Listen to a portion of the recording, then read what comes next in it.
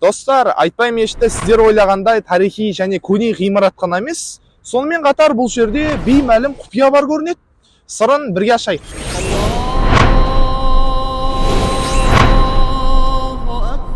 Тарихшылардың айтуынша, мешітті сонау 1878 жылы Айтбай қажының қаржысына әулиеата шеберлері Ысқақ пен Камал салған. Сол кезде имандылық ордасын ел игілігіне айналдыру мақсатында 40 000 рубль жиналған көрінеді. Биіктігі 14 метрді құрайды. Алдыңғы жағы үлкен портал болып келеді.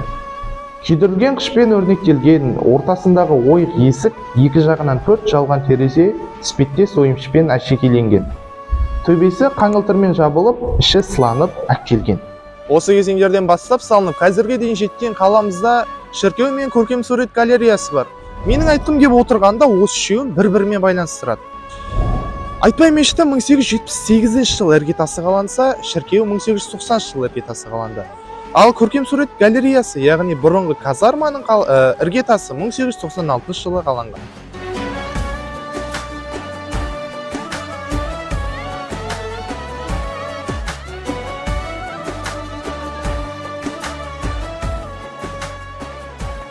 Айтбай мешітінің залында құпия құдық бар. Ол құдық туралы мәліметтер бізге көрген қарияларымыздан бері жетіп келген.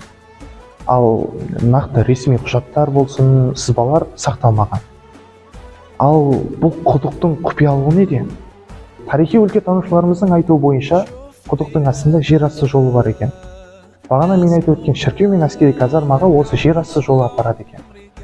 Сонда шіркеу бұл ескі ғимарат, ал әскери казарма бұл дария жағасында орналасқан ескі әскери нысан. Және де бұл жерасты жолымен қарапайым халық мүлде өтпеген, тек бай шонжарлар мен шенді әскери қызметкерлер ғана өткен.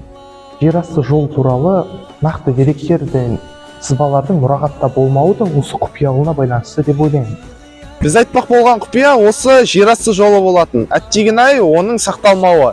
Алдағы уақытта өңіріміздің қызықтары мен құпиялар туралы бөлісіп отыратын боламыз. Бізбен бірге болыңыздар.